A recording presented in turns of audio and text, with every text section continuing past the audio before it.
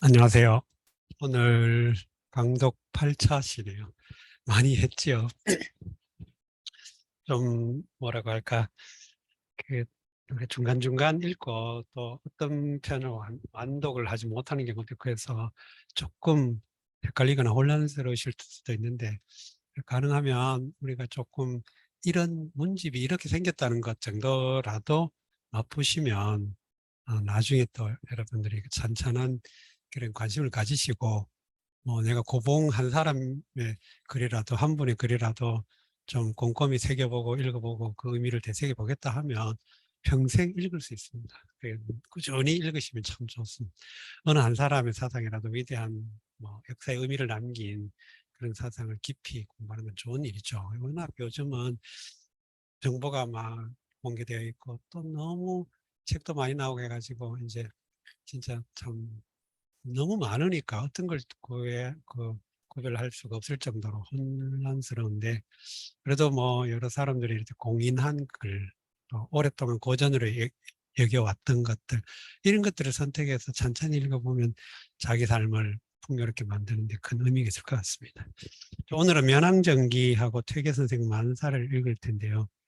그 시간 안배상 그, 그두 장르의 글을 읽어야 되고 해서 한 시간에 어떤 한쪽 면왕정기, 또 두 번째 시간에 퇴계 선생 제문을 읽을 텐데 다 못 읽어도 일단 한 시간 분량으로만 끊도록 하겠습니다. 그렇게 하시면 아마 글의 장르의 성격과 특성만 보시면 나머지는 번역도 고전 번역원에서 서비스를 해놓고 있으니까, 올려놓고 있으니까 참조를 해서 같이 읽어보셔도 돼요. 그러니까 약간의 한문 공부 겸, 또 그리고 글의 다양함을 접해본다는 이런 취지로, 에, 그리고 또 뭔가 약간의 그 의무감 같은 게 있어야 또 글을 보게 되잖아요.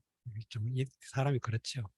면왕정기는 원래 고봉집 권이에 수록되기는 두 편이 수록되어 있는데 그 약간의 그 어떤 일화가 아니 내막이 있다고 그래요.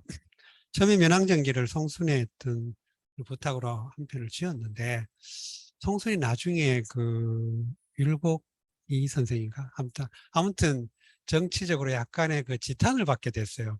비평을. 그래가지고 그 내용을 덜어내고 좀 정리하고 해서 고봉이 다시 면왕정기를 수정해서 두 번째 면왕정기를 다시 만들었는데 이게 두 개 다 실려 있어요.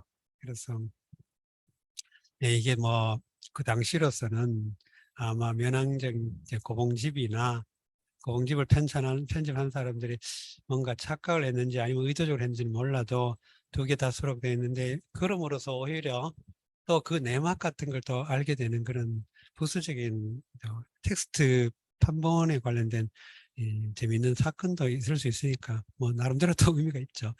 그리고 기문은 이런 걸 기문이라고 하는, 지난번에 말씀드린 그 실록에서 이제 어떤 유명한 사람이 죽었을 때 아무개 절 이렇게 이제 하고, 아무개는 어떠한 사람이다, 뭐 처사 조식 절 이렇게, 조식은 뭐 이름이 성은 조고 이름은 식이고 뭐또 본관은 어디고 뭐 이렇게 쭉 설명하는데, 그걸 평가하는데 그걸 졸기라고 한다 그랬죠.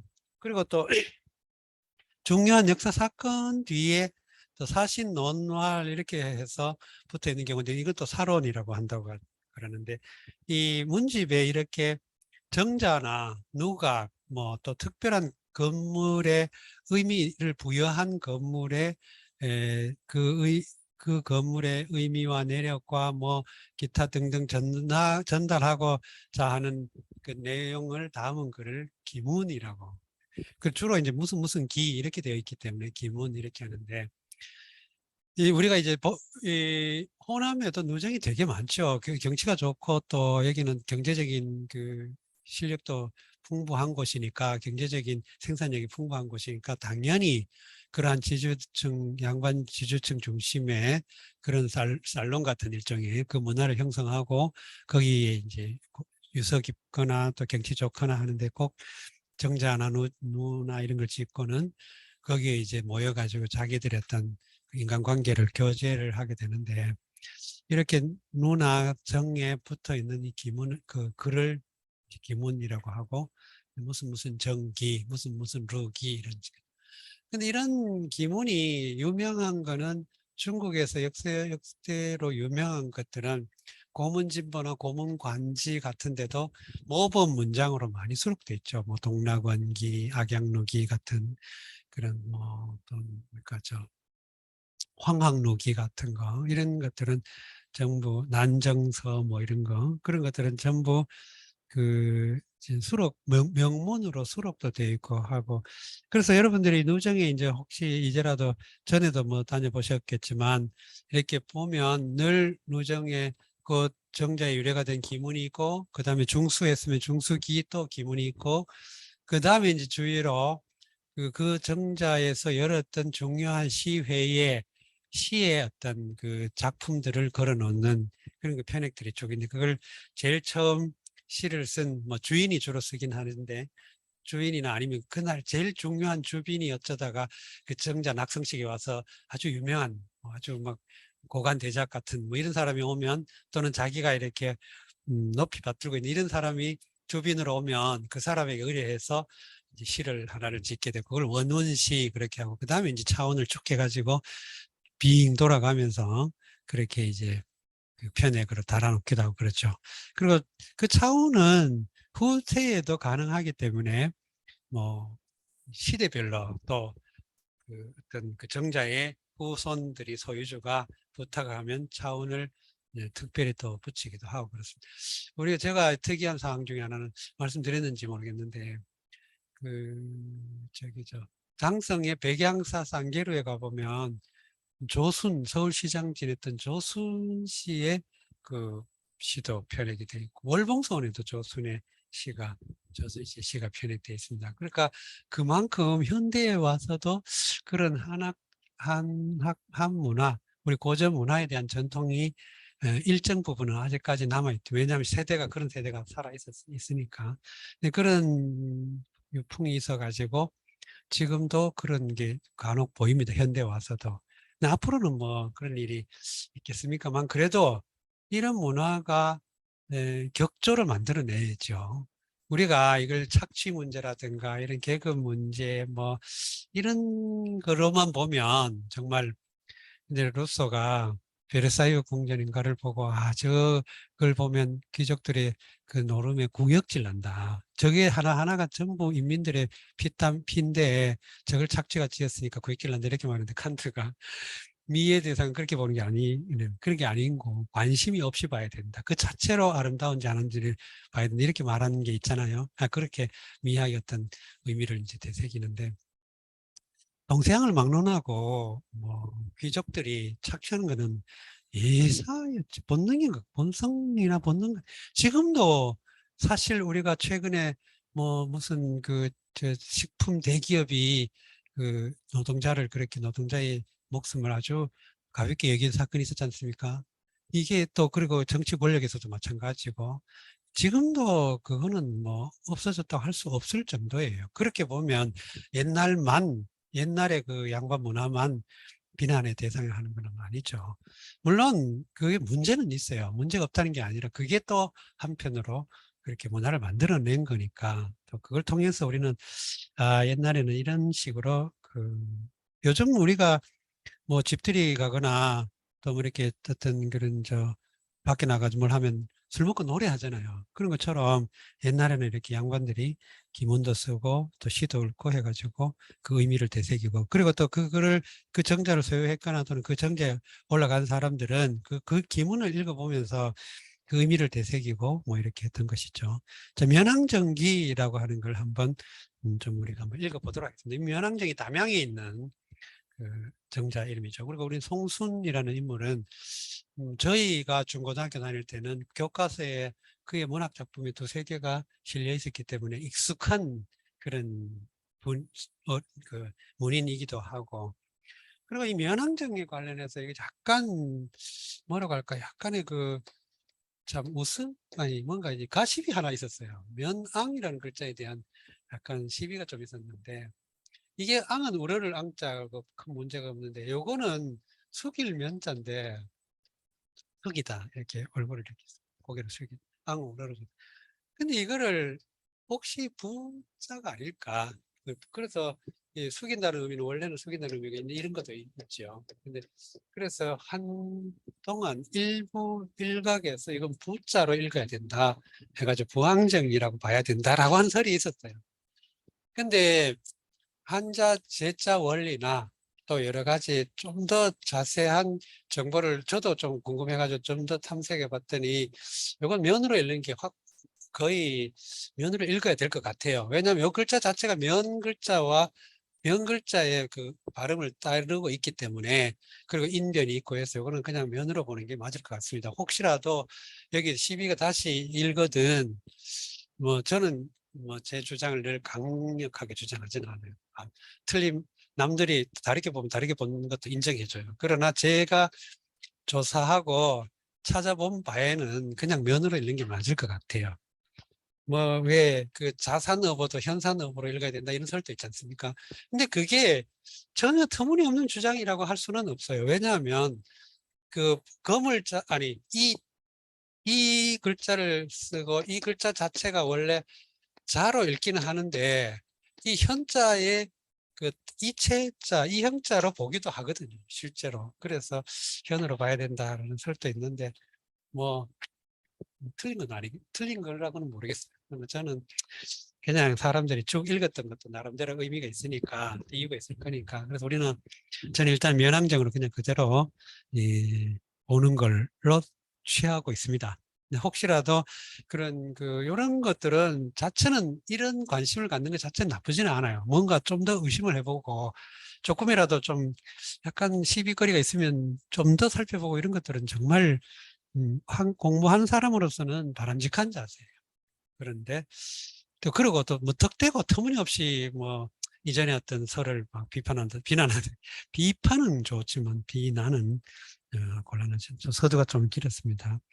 면항정, 그러니까 기문이 어떤 구조로 이루어져 있는지 이 구조만 간단하게 봐도 의미가 있을 것 같아요. 일단 대부분의 기문이 이런 형식으로 되어 있다는 것 정도. 그래서 혹시라도 여러분들이 나중에 뭐 친구가 뭐 별장을 하나 지어놓고, 또는 당을 자기가 거실이나 서재 같은 거 하나 지어놓고 그럴듯하게 이름 하나 붙여놔요. 그리고 거기에 대해서 좀 글 하나 써달라 하면 한글로 이렇게 쓰면 됩니다. 굳이 뭐 한문 안 써도 상관은 없어요. 그러나 그럼 어떤 양식으로 썼는가 하는 것 정도는 우리가 좀 살펴볼 필요는 있죠. 이것도 오랫동안 이런 양식으로 써왔기 때문에 양식화한다는 거예요. 이걸 지난번에 그 논어할 때 포럼스 게시히테, 그 독일 말로 폼 영어, 게시테가 독일 말로 히스토리인데 폼스 게시테 그러면 양식사학, 그렇게 말해요. 양식사. 그리고 어떤 양식이 있다는 거예요. 모든 글은 어떤 글이라도 그 글이 갖는 약간 오랫동안 그러한 글을 쓰게 되면서 이루어지는 양식이 있는데, 이 양식이 어떻게 변천했는가, 또는 한 덩어리로 글이 묶여 있다 하더라도 옛날에 그 필사하는 과정에서, 그러나 그 글이 한글로 짬뽕이 돼 있어도 독특하게 앞뒤 문장상에서 문장의 양식이 조금씩 다르거나 핀트가 다르거나 이상한 거나 또는 안 맞거나 한 게 있습니다. 그럼 끼어들기가 많아요.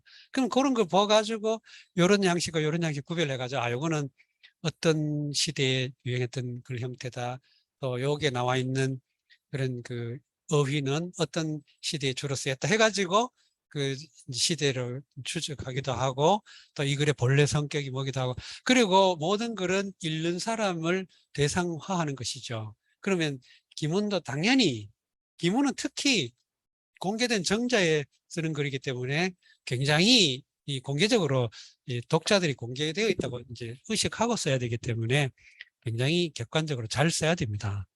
네, 그러니까 자, 면항정기는 어떻게 써 있냐 한번 그 독특한 양식을 한번 보기로 하겠습니다. 면항정, 제, 담양부지, 서, 기곡지리 이렇게 되죠. 이게 일단 그 면항정에 대한 소개입니다. 근데 금, 사제, 송공지, 소영, 야, 그러니까 문장상 야까지 꺼내는 게 좋은데, 요거는 옛날 사람들은 이런 식으로 이제 한 문장을 단락을 지은 것 같아요.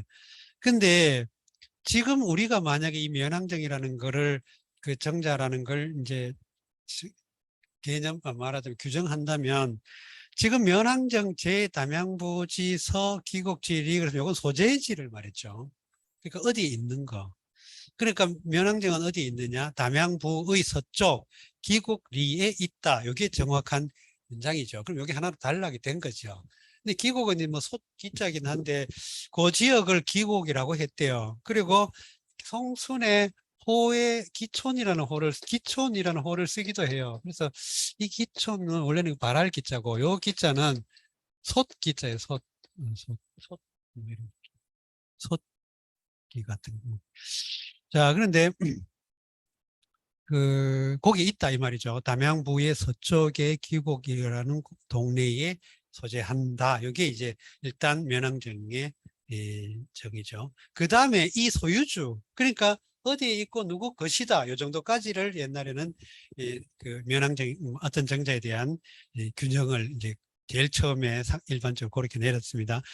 요거는 사제, 지금 사제 성공이 영한 것이다. 이렇게 금은 지금이라고 하는 그 지금 사제니까 이 송순이 이 당시 사제에 있었다 이 말이죠. 근데 사제라는 말은 그 넉사자고 재상 제자를 써요. 그 재상이라는 원래는 뭐 그 이제 요리사라는 의미로서 쓰이기도 하고 그러는데 여기서는 이제 재상이라는 의미로 이제 많이 쓰였죠. 그런데 이 사제라고 하는 거는 이제 우참찬, 그러니까 삼제, 사제, 이제, 일제 뭐 이렇게 하는데 이 삼제는 좌참찬, 사제는 우참찬, 이제는 좌찬성, 일제는 우찬성, 일제는 좌찬성 뭐 이렇게 해가지고 찬성 벼슬이 정승에 보좌하는 벼슬이기 때문에 정승을 제외하고 상을 제외하고 상 밑에 제라고 별칭으로 붙였던 것 같아요. 그러니까 이거는 옛날에는 좌우를 이름을 같은 직함의 좌와 우를 붙일 때는 좌가 우보다 그 계급상 높은 걸로 돼 있죠. 그래서 이제 그러면 송순이 이 당시 면왕정을 건조할 당시에 관직은 우참찬이었다. 근데 이거를 우참찬 이렇게 안 하고 사제 이렇게 했죠. 이런 것들을 현대적인 그 서술법에는 가능한 한 정보를 정확하고 간단 명료하고 간이 직절하게 표현하는 게 미덕처럼 돼 있어서 모든 문장을 있는 그대로 표현하지만 옛날에는 가능한 한 은유나 대유 이런 방식으로 해야 좀 더 격조 있다고 봤는 것 같아요. 그러니까 우참찬 이렇게 하면 너무 몸이 건조하고 딱딱하다는 거예요.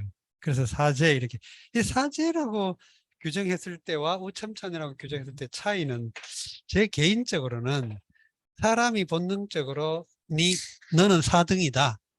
너는 4위다. 이렇게 말하면 3위가 되고 싶죠. 그리고 좀 더 2위가 되고 싶고. 그러니까 그런 이제 약간의 우리는 이런 것에서도 그 심리적인 접근. 그러니까 우리 현대 심리학이 발달하면서 이 문학 비평에도 어떤 한 개인의 심리적 요인을 통해 가지고 그 문장을 비평하거나 분석하는 방법이 있잖아요. 근데 과거에 우리 문집도 옛날에는 그런 게 아주 치밀하게 연구가 덜 돼 가지고 그러긴 한데 지금 우리가 그 행장이라든가 한 개인의 어떤 생활 그 한 개인의 생애사와 관련된 기록 또는 그 사람의 문학 작품은 워낙 뭐 당연히 그러지만 생애사와 관련된 기록이나 그 사람의 언설 속에서도 우리가 약간의 그 심리학적 훈련, 정신분석이나 심리학적 훈련을 거치고 보면 훨씬 더 재미있고 다양하게 보입니다. 그리고 과거의 어떤 그런 것도. 자, 그건 참조로 하시고. 송수는 1493년에 태어나서 1583년까지 살았다고 합니다. 근데 우리가 송수는 뭐 면왕정이라는 시도 있고 면왕정가라는 시도 있고 뭐 그래가지고 많이 알려진 인물이죠. 그래서 그러니까 지금 사제인 송공의 소영이야. 이제 소는 그 의존 명사 같은 우리는 현대에, 영은 이제 건조하다, 경영하다. 그러니까 면왕정은 지금 담양부 서쪽 기곡에 있으며 지금 사제인 송순공이 지은 것이다. 이게 이제 면왕정에 대한 건조한 정의죠. 규정이죠. 그러니까 어쨌든 처음에 기문을 쓸 때 대부분 이렇게 그 정자의 어떤 유래나 의미, 정자와 관련된 기본 설명을 해준다는 거예요. 근데 이거 말고 꼭 이런 방식만 따르는 건 아니에요. 이거 나중에 다른 기문을 보시면 막 또 서두에 굉장히 그 미사 여구를 막 활용해 가지고 정자라는 것의 본질에 대한 이야기를 하는 기문도 있고 그 정해진 건 아니에요. 그러나 이런 그 유명한 예를 들어 그 등왕각 서문 같은 거 이런 것들은 처음부터 굉장히 당당하게 막 그 나가거든요. 그 표현법이 웅혼해 가지고 정말 유명한 문장이 됐는데, 요거는 고봉이라는 인물의 어떤 성격도 성격이고 또 면왕정과 관련된 그런 이미지도 있고 해가지고 그런지 굉장히 건조하게 잘 쓰였습니다. 그리고 또 두 번째 쓰는 글이라서 아마 좀 건조하게도 더 많이 빼버린 것 같다는 생각도 들고요. 여, 상, 종, 공, 유어, 정지상. 자, 여, 상, 종, 공, 유어, 정지상. 이렇게 문장 성분이 나뉘죠. 내가, 상은 일찍이, 종, 공, 공을 따라서, 공을 쫓아서, 유, 놀았다. 어디에? 정자의 위에. 일찍이 이 정자에서 논 적이 있다. 과거에. 그런 적이 있었다 이 말입니다. 그러니까 나가 일찍이 공을 쫓아 이 정자에서 놀았었다. 공위여 도정지고 징여문위기. 자, 요게 이제 다시 또 이 이제 글을 쓰게 된 유래인데 공이 여기 공이 주어죠. 그럼 공이 위여 도정지고 여는 위는 위하다 뭐 여기서는 그런 의미가 될 것 같아요. 위하다. 왜냐하면 이제 그 뒤에 이제 부문장이 또 딸려 나오기 때문에 일단 요거는 위하다로 보는 게 맞죠. 그럼 공이 나에게 그 위하다는 말은 뭐에게라는 거거든요. 나에게 나를 위하여 또는 나에게 이 위하다는 말이 for 영어로 말하면 for 뭐 독일 말을 굳이 할 거 없고 for는 뭐뭘 위하여인데 이게 우리가 꼭 목적을 지향하는 것만 아니에요. 그게 유래가 되는 것도 이제 말할 수 있죠. 이 위가 그런 맥락입니다. 그래서 이제 그러다 보니까 나를 위하여가 나에게 이렇게 된 것이죠. 나에게. 도는 정지고, 그 다음에 정지고는 문장상, 문장상, 이게 한 덩어리 같이 보이죠. 정의 영고, 정자의 까닭. 그럼 이게 목적어가 되고, 도가 여기서는 동사 역할을 할 수밖에 없다. 이런 얘기입니다. 이렇게, 왜냐하면 공이 나에게 정자의 유래에 대해 말해 주었다. 이제 이 내용이니까 여기서 동사를 굳이 찾자면 여와 도가 동사 역할을 할 수 있는데 여는 부문장의 종속적, 보속적 아무튼 중요한 동사는 이거죠. 말하다. 도가 원래 주로 명사로 도라는 의미로 많이 쓰이지만 가끔가다 동사로 쓰일 때 말하다라는 동사로 쓰이는 예도 많다는 거. 이끌다라는 뜻으로도 간혹 쓰인다는 거. 뭐 이 정도. 정의 유래, 정의 까닭을 이야기 말해주고 요 글자는 징인데 요 징이 부르다, 청하다, 구하다 이런 의미죠. 그리고 징수하다. 우리가 뭔가 그 세금 같은 걸 이렇게 물게 요구하는 걸 징수하다 그러죠. 그 다음에 징구하다. 누군가에게 뭔가를 청하는 걸 징구하다. 요즘은 안 쓰지만. 그리고 청하다, 부르다 이런 뜻도 있어요. 그럼 여기서는 이제 구하다 또는 청하다 그런 맥락으로 이제 읽을 수 있겠죠. 징여 문위기. 그러면 나에게 청했다, 구했다, 뭐를 문을. 요거는 간접 목적어, 요건 직접 목적어가 되겠죠. 나에게 문장을 청했다. 그래서 위는 뭐뭐를 삼다가 되고 여기 기일에서 기문을 삼다. 그러니까 나에게 글을 청해서 기문으로 삼으려고 했다. 나에게 기문으로 삼을 글을 청했다. 그렇게 하면 좀 문장이 달라지죠. 차례대로 그러니까 나에게 청하고 나에게 글을 청해서 기문으로 삼으려고 했다. 여관정지승경 정지승 최의여광이 우의여오. 자, 요거는 글자가 지금 그 판본이 이게 선명하지 않아 가지고 막 뭉개진 게 많고 이렇게 해가지고 저 글자가 좀 판독하기 어려운 글자도 들어 있습니다만 그때 깨끗한 글자로 다시 한번 써드리겠습니다. 여기서는 조금 이제 뭉개진 것 같긴 해도 그래도 알아보면 큰 문제는 없을 것 같아요. 여관정지승 최의여광이 우의여오. 내가 보았다. 뭐를요? 정지승을. 여기서 승은 이길 승자지만 낫다, 좋다, 빼어나다 그런 의미로 쓰이게 돼요. 그래서 승경 이렇게 해가지고 뛰어난 그 경치 좋은 걸 승경이라고도 하고 명승이라고도 하죠. 명승지, 또 명승고적 이렇게 말하는. 그래서 여기서 승은 정자의 승이란 말은 정자의 승경, 정자의 뛰어난 경치 이런 의미가 되겠죠. 내가 정자의 뛰어난 경치를 보니 관하니 최의여광이 우의여오. 이것도 최라는 부사어, 의라는 부사어가 삽입되고 그 다음에 이라고 하는 접속사를 통해 문장이 두 개가 병렬되어 있는데 의여광, 그렇죠. 의가 아니고 의어광, 그 다음에 의어오 이렇게 되죠. 그럼 광에 가장 마땅하고 광하기에 합당하고 그러면 늙다, 널찍하다. 그 다음에 이제 오에 마땅하다 이 말은 가장 오하다 이 말인데 적합하다 이 말인데 오는 뭐 아랫목이라는 뜻도 있고 왜 그 논어에서 이제 공자를 떠보느라고 그런 적 있지 않습니까? 뭐야죠? 아랫목에 아첨하느니 부뚜막에 아첨하는 게 어떠냐라고 했더니 그럴 수 없다. 그런 공자의 같은 획제어처리면 무소 도야라 그 말하는 거. 영 미어 오론 미어 오론 영 미어 조라 하니 하위야 있고 그랬더니 그러니까 그 말이 논에 나온 적 있잖아요. 그러면 여기서 아랫목이라는 뜻이 아니고 깊숙하다.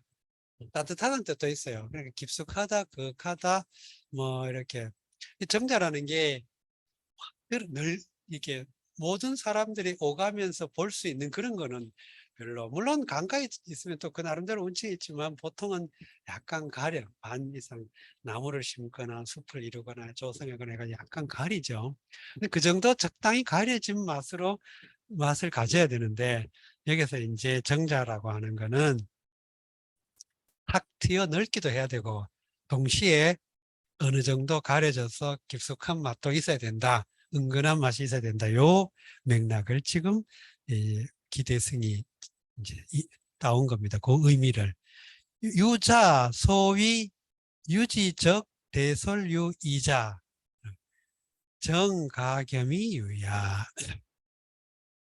유자라는 여기는 유종원이라고 당나라의 시인 유종원. 이 유종원도 당송 8대가의 한 사람으로 여겨지고 있고 유종원이 우리에게 지금은 모르겠습니다만 제가 중고등학교 시절에 유종원의 작품으로 접해본 거는 강설이라고 하는 시가 있었어요. 짤막한 시인데 짧은 오원절근데도 굉장히 인상이 깊어가지고 천산조비절 만경인종멸 고주사리봉 독조한강설 이런 짧은 절군데 오원절군데 요 독조한강설이라는 그 마지막 구절 때문에 한강설 요 구절 때문에 요 구절을 모티브로 한 그림도 산수화 인물화 같은 것도 많아요. 독조한강도라는 제목도 있고 한강조도라는 그림도 있고 아무튼 요 모티브예요. 이게 유정원의 강설한 시였던 것 같아요. 그러니까 아무튼 유정원도 조선시대 학자들한테는 아주 문장의 모범으로 여겨졌던 인물입니다. 자, 유자가 뭐라 했냐면 유지적 대솔유이자. 그러니까 논이는 것에서 적절함은 놀기에 가장 적절함, 유람하기에 가장 적합한 두 가지 요소가 뭐냐. 대솔은 대략, 대체로, 대개 뭐 이런 부사어예요. 이 말은 뭐 대솔, 대략, 대개 뭐 이런 의미입니다. 유이자 두 가지가 있다고 했는데, 그러니까 유정원이 뭐라고 했냐면 논일기에 가장 적합한 것은 두 가지인데 이게 넓고도 그윽해야 된다, 으쓱해야 된다 이런 의미 같죠. 정가겸이 유야 요 말이 이 면항정이 바로 겸하여서 소유했다. 이 겸은 요 글자가 좀 뭉개졌죠. 이런 글자입니다.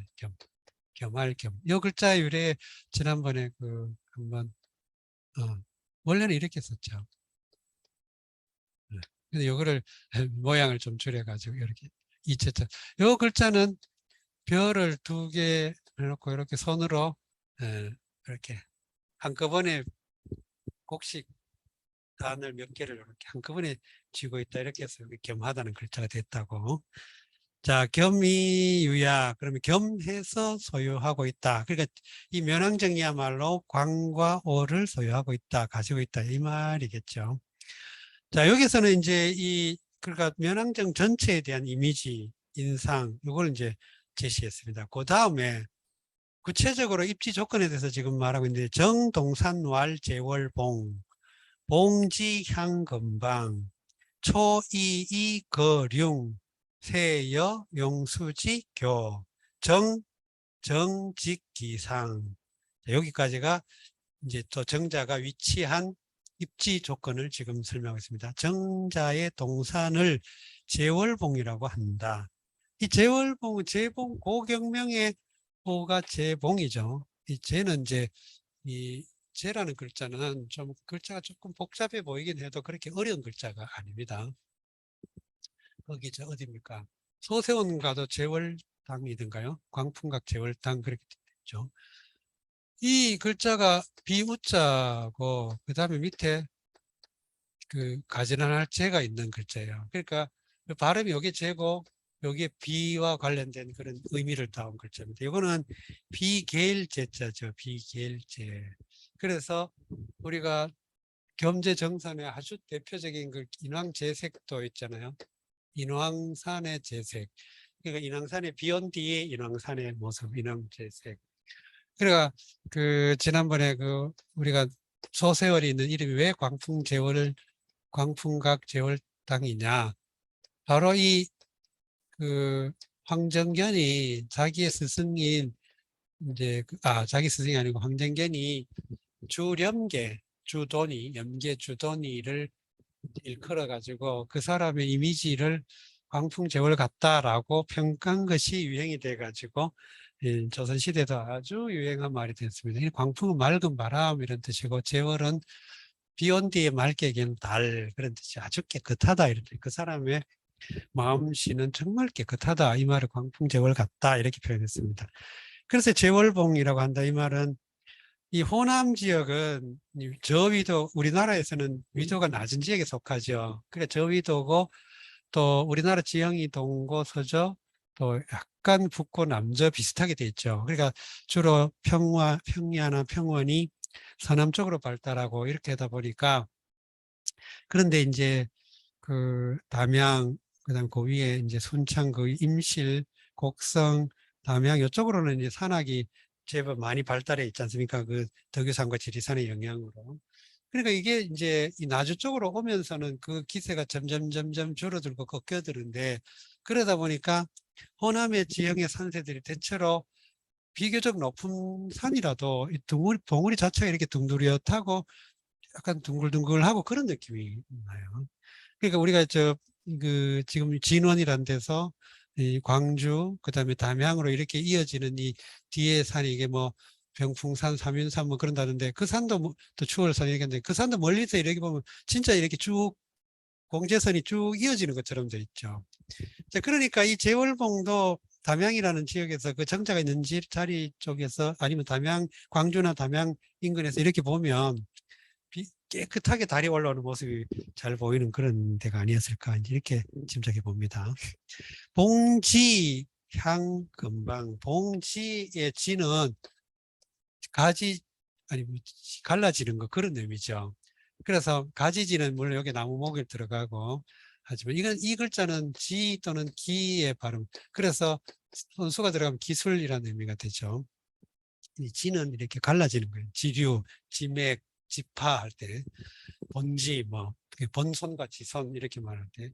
자, 그러니까 여기서 봉지라는 말은 봉우리의 한 갈래 이 말입니다. 봉우리의 갈래가 향건방, 건방을 향한다는데 건방이 어딘가 서북방이던가? 아, 주역의 8괴를 통해 가지고 이렇게 8개의 상으로 벌려놓고 그쪽 한 건이 속한 방향을 건방이라고 합니다.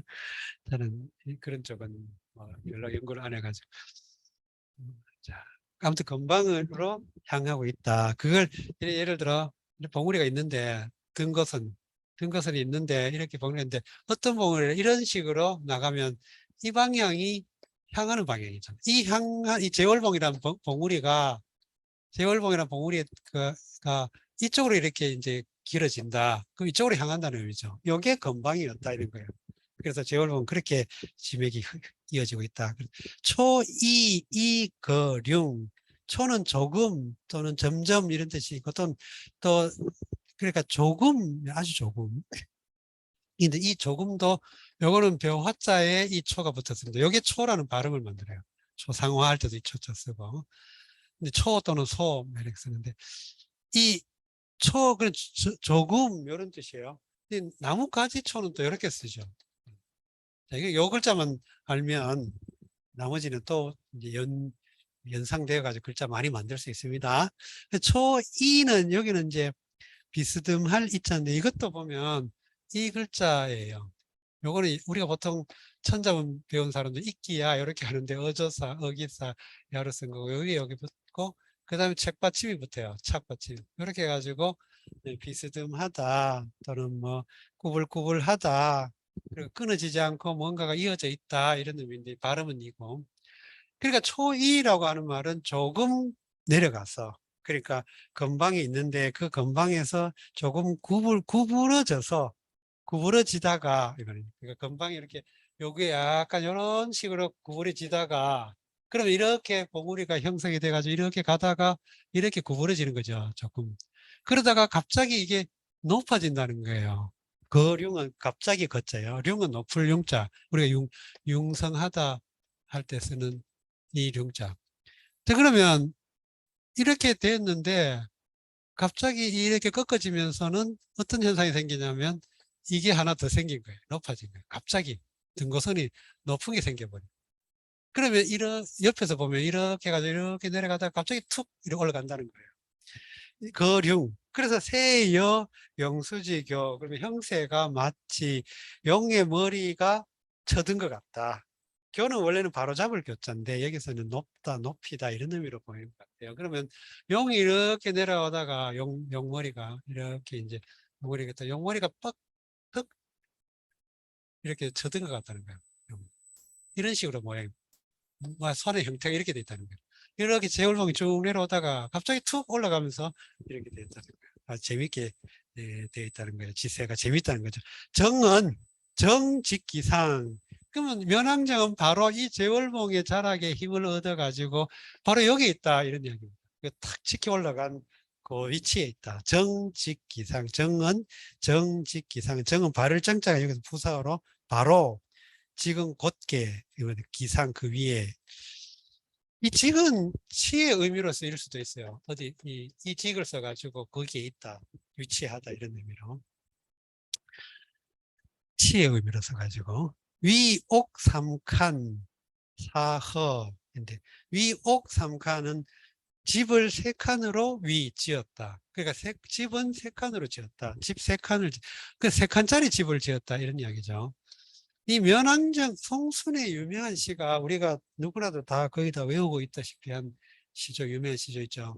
3년을 경영하여 초려 삼간 지어내어 달 한 칸, 나 한 칸에 청풍 한 칸 맡겨도 그것처럼 3칸, 3칸. 그래서 정자는 조촐하게 지었다 이런 뜻입니다. 3칸이 우리가 생각하기에 초가 3간 집을 지어 그러면 뭐 엄청 작은 것 같지만 또 막상 보면 또 그렇게 작지도 않아요 또.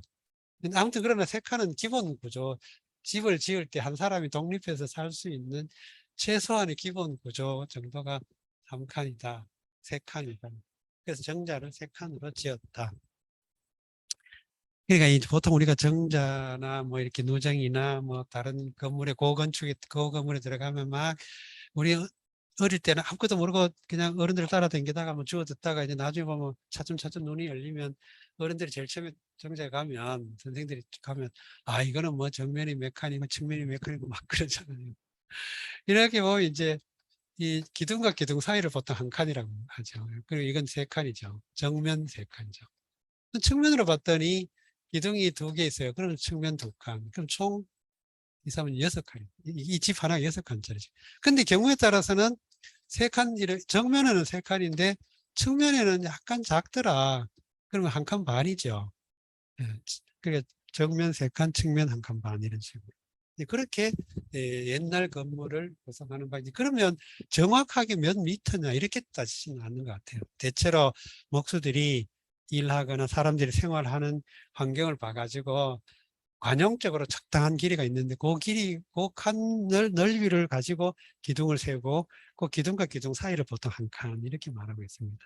그래서 그거를 우리가 99칸 집을 지었다 그러면 독립된 건조물이 99개가 있는 게 아니고 이렇게 쳐서 99칸이라는 거예요. 그러면 큰 집 같은 경우에는 뭐 한 대청 큰 대강당 같은 경우에는 한 독립 한 건물만 해도 10칸 뭐 20칸도 될 수가 있죠. 그렇게 치는 거니까 99칸이라고 해가지고 정말 막 99동이 있다 그게 아니고. 자, 그리고 여기는 3칸짜리니까 정면 측면 할 것 없이 그냥 딱 3칸이다 이런 의미가 되겠고, 사허 그러면 사방이 트였다. 허는 빌허자니까 사방으로 탁 트여버렸다, 비어있다 이런 얘기입니다. 자, 그러면 여기 독립된 방 같은 걸 따로 꾸몄는지 안 꾸몄는지 알 수가 없죠. 아마 안 꾸민 것 같이 보여요. 처음에 지었을 때는. 그리고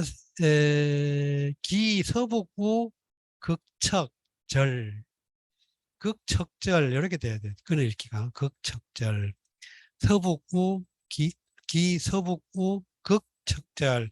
그 서북쪽 모퉁이, 서북쪽 모서리. 자, 이게 이제 정자인데 여기 이제 북쪽이 여기 북쪽이에요. 북쪽. 그럼 서북쪽은 이쪽을 말하죠. 서북쪽 모서리 쪽이 땅이 지형이 이 극척절이니까 극은 부사로서 아주 극히 이런 뜻이고 척은 오를척자예요. 오를척. 오를척. 그럼 오를철이고 절은 끊을 절자니까 조금 이렇게 깎아지르듯이 되어 있다는 거예요. 깎아지르듯이. 이 서북쪽 이쪽이 이렇게 깎아지듯이 땅이 이제 예를 들어 정자가 이렇게 서 있는데 서북쪽은 이렇게 되어 있다는 거예요. 아니면 이렇게 되어 있거든요. 안 가봤는 것 같은데 잘 모르겠네요. 여기 이렇게 할 줄 알았으면 좀 단디 볼 걸. 그때 재작년에 그냥 우연히 아 여기 지나가다가 면항정이네 해가지고 한번 올라가 봤는데 그 가게 된 계기에서 갔는데 이게 이제 이렇게 공집을 읽을 줄 알았으면 단단히 이제 보고 올 걸 그랬습니다. 적절. 그다음 병이 밀쭉. 병은 막을 병자죠. 막다, 아우르다. 네, 이런 글자인데, 근데 여기 나중에 뭐 이렇게 또 쓰기도 하고, 근데 요 병은 막을 병, 그래서 바람을 막는다. 그러니까 병풍 그러죠. 병풍. 그, 우리 서원 건축의 유홍준 씨가 서원 건축의 백미라면서 병산서원에 있는 만대루가 서원 건축의 백미라 그러는데 실제로 가보면 정말 뭐랄까 하여튼 끝내줘요. 끝내주는데 이 어떤 서원이라든가 절 같은 거 이런 게 가보면 구조가 대체로 약간의 고정된 양식이 있는데 외산문 들어가자마자 보통 큰 다락, 2층 다락을 이걸 루라고 하죠. 그 다음에 이 루를 들어가서 이제 본 건물이 쭉 이렇게 연결이 돼 있는데 병산서원 앞에 있는 요 루를 만대루라고 하고 그 피람서원에 있는 루는 화견루라고. 근데 월봉서원에는 루가 없죠. 그렇게 모두 좀 작고 아마 이건해서 그런 것 같아요. 근데 아무튼 이거는 병은 막을 병자예요. 그래서 막다는 뜻이고 뭘로 막았냐? 밀죽으로. 이 말은 빽빽하게 심긴 대나무로 그 막혀 있다 그런 뜻입니다. 그 높은 깎아지름처럼 되어 있는 데가 그 빽빽하게 심겨진 밀침이란 대나무로 심겨져 있다. 그 다음에 소삼초천인데 이 글자가 조금 어렵죠. 소는 우리가 소세원 할 때 소자인데 뭐 쓸쓸하다, 뭐 소세하다 뭐 이런 뜻이고, 삼은 요거는 나무 이름 삼자예요. 원래 소삼. 그래서 나무 이름으로도 쓰이기도 하고, 요거는 이 옛날 자전, 옛날 옥편 같은 자전 같은 데 보면 요거는 목장 뭐 이렇게 해가지고 나무가 긴 모습 이렇게 해서 나무가 긴 모습. 나무가 긴 모습이라는 의미는 이 쭉 뻗어 올라가 가지고 가지 많이 안 뻗고 쭉 뻗어 올라가 가지고 밋밋하게 긴 거 그런 거예요. 그래서 소삼초천에서, 근데 이거는 삼을 밋밋한 걸로 봐야 될지, 그러니까 밀축을 이렇게 묘사한 걸로 보면 이 빽빽하게 심긴 대나무가 소슬하고 밋밋하게 비축비축하면서 조금 우거져 있다. 뭐 그런 의미인데, 이걸 다른 어떤 번역은 이걸 나무 이름으로 봐가지고 참나무가 조금 우거져 있다 이렇게 보기도 하더라고요. 저는 근데 제가 그 면왕정을 물론 뭐 이때 면왕정과 달라졌겠지만 나중에 다시 한번 꼭 가가지고 자세히 보겠습니다. 소삼 초천 조금 우거졌다. 근데 문맥상으로는 삼을 명사로 보는 게 좀 더 문장상으로는 부드러울 것 같습니다. 왜 그러냐면 초천이 지금 수런데 삼이 어떠한 모습이다라는 걸 설명해 주고 있기 때문에 삼을 명사로 보는 게, 주어로 보는 게 더 좋을 것 같아요. 이제 성근 또는 약간 뭐라고 할까, 그 소슬한, 뭐 쓸쓸한 뭐 이런 의미. 쓸쓸한 나무가 조금 우거져 있다. 빽빽한 대나무로 우거져 있고, 그 다음에 약간 성글게 또 다른 나무가 조금 우거져 있다. 대나무는 빽빽하고 삼이라고 하는 그 나무는 약간 좀 우거져 있다. 많이는 아니고 빽빽치밀하지는 않고. 동계하 곽지, 곽지, 곽. 동계는 그 모봉지변은 이렇게 되어 있는데 이건 이 계자하고 같이 써요. 그러면 이건 섬돌계죠. 우리가 계단 층계할 때 쓰는. 그러면 동쪽 계단 아래에 곽지 그것을 두르고 있다. 동쪽 계단이 아래로 그것을 두르고 있다. 동쪽 계단 아래를 그 나무가 두르고 있다. 이렇게 보는 것이죠. 구온실수영 식화회 묘이단원, 이렇게 이제 지금 문장 그 정자의 외관을 설명해 주고 있는 모습입니다. 구는 얼굴 붙여죠. 온실, 따뜻한 집을, 방을 하나 얽어 놓았는데, 수영은 그 석가래 영자니까 뭐 한 몇 칸 되는 그런 걸 또 따로 아마 집을 지었는 것 같아요. 온실 같은 거. 그래서 뭘 했냐, 거기다가 화훼를 심고, 료이 단원, 짧은 나지막한 담으로 둘렀다. 그러니까 온실 하나를, 정자가 있고 정자 주위에 근처에 또 조그만 온실 같은 거 하나 지어가지고 꽃을 따로 심었다, 이렇게 보이는 것이죠. 훈봉 권연우 좌우곡 장송무수 야롱이교가 여인년 불상적 형년 약이경언 빙허의 망즉 광년 수백리간 유사는 가히 대의읍야 유수원 가히 이미 왔냐. 여기까지만 할게요. 자, 그 다음에 이제 순봉 봉우리를 따라서 쭉 이어져 좌우 골짜기로 보면 좌우 골짜기를 따라서 봉우리를 따라가면 장송무수 키 큰 소나무가 그 무성한 숲이 나무가 있고 장송과 무수가 있고 있어서 야는 뭔가를 이끌어내다. 이 약자 밑에 마음심자 쓴 건데, 우리가 야기라는 말, 뭔 일을 처음 뭐 약간 뭔가 일을 끄집어내가지고 일을 일으키는 걸 야기한다 그러죠. 뭔 일을 야기한다. 야기 료단을 줄여가지고 야료를 부린다 이런 말 듣는데 료자는 갑자기 생각이 안 나네요. 롱은 영롱하다 이런 말인데 야롱이 교가 그러면 이것들이 서로 영롱하게 그러니까 아름답게 서로 뒤섞여 있다. 교가 교체하다 이 말이니까 뒤섞여서 아름다움을 더해준다. 그런 여 인연 불상적 그 인연과 더불어 인연은 사람인이고 연기 연자인데 여기서는 인가를 의미해요. 사람이 밥 짓는 연기 있는 곳 그러니까 인가를 의미하는데 그것과 서로 접하지 않는다는 말은 떨어져 있다 말 좀 멀리 떨어져 있다 이 말이죠.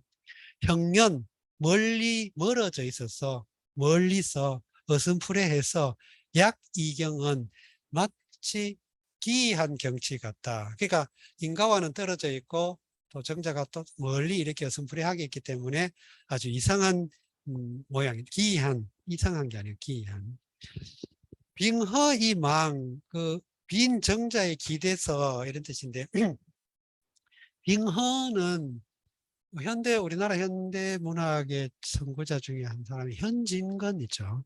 빈처라고 하는 우리 고등학교 때 교과서에 빈처가 실려가지고 이제 알게 됐는데 뭐 정조와 약가라고 하는 약간 자기 변호하는 그런 소설도 쓰기도 하고 그런데 아무튼 이 현진건의 호가 빙허예요. 빙허. 이 망 그러니까 빈 정자에 의지해서 바라보면 광연, 널찍하게 텅 비어 있는 이런 뜻도 되고 널찍하게 탁 트이게 수백 리간 수백 리 사이가 탁 트여 보여. 그 멀리 뭡니까 먼 산, 뭐 병풍산, 삼인산 이런 거 그 사이가 다 아무것도 없는 빈 들판처럼 탁 트여 보인다. 이 산은 가히 대이읍이야. 산이 거기에 있어서 대하여 상대하여 원래 읍은 당길 의자예요. 당기다. 그러니까 상대하여 뭐 바라볼 수 있다 그런 의미가 되겠죠. 여기서는 굳이 당긴다는 말은 이상하니까 경치를 당겨본다 그런 말은 이렇게 탁 트이게 볼 수 있다 이런 말. 요수원 거기에 물이 있어서 강이 흘러가서 그러니까 영산강의 본류가 본류인가 그게 앞은 그 앞으로 지나가죠. 가히 이미 왔냐 가히 거기에 다가가서 완할 수 있다. 완 글자 이렇게 씁니다. 놀완 완색하다 완살 글자 조금 이상하게 옮겨졌는데 자, 이런 뜻으로 되어 있고 이제 그 다음에 이어지는 내용들은 이 정자가 얼마나 아름다운지, 그 다음에 이 정자를 지은 사람이 어떤 의미로 지었는지, 이 정자를 짓게 된 유래가 어떤 건지, 그리고 앞으로 이 정자를 통해 가지고 뭐 어떤 정자를 가지고 서로 이렇게 인간관계를 맺고 교류를 할 때 좋은 그런 인간관계가 형성됐으면 좋겠다 이런 내용이 붙어 있습니다. 그리고 전에도 여러 번 말씀드렸다시피 고전 번역원에 들어가면 원문과 번역문이 같이 서비스 되니까 꼭 나머지 부분은 보충해서 한번 읽어보십시오. 자, 좀 쉬었다가 그 다음 93쪽에 제퇴계 선생 문을 읽도록 하겠습니다.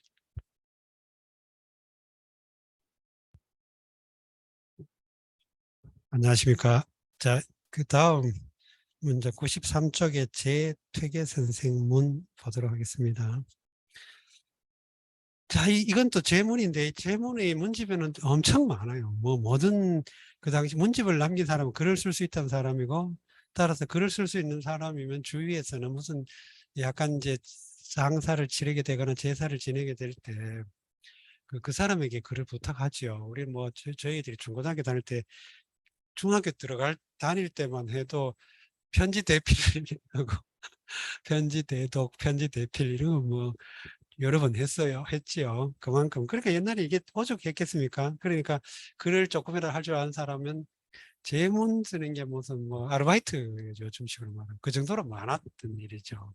그리고 또 유명한 학자들의 문집에 있는 그런 제문들은 또 그만큼 또 중요도가 높기 때문에 또 그리고 또 글도 또 뭐랄까 아름답고 아주 그리고 또 기태성 선생과 태계 선생 사이에는 고봉 선생과 태계 선생 사이에는 우리가 뭐 조선 시대의 어떤 그런 뭐 심지어 광산구에서 이제 홍보용으로 뭐 브로맨스까지 이야기하는데 어쨌든 사제 간의 관계든 하구의 관계든 그 관계가 아름답기가 정말 모범이다. 우리가 뭐 관포지교 이야기하고 뭐 이렇게 하지만 정말 태계 선생과 고봉 선생 사이에 그 서로 간의 인정과 이끌어주고 또 해주는 그것도 정말 아름다운 일이에요. 그러니까 인간이 살아가면서 자기 인생에서 정말 이런 멘토, 후견인, 멘토, 선배 또는 후배 이런 게 있으면 정말 그 인생 아름다운.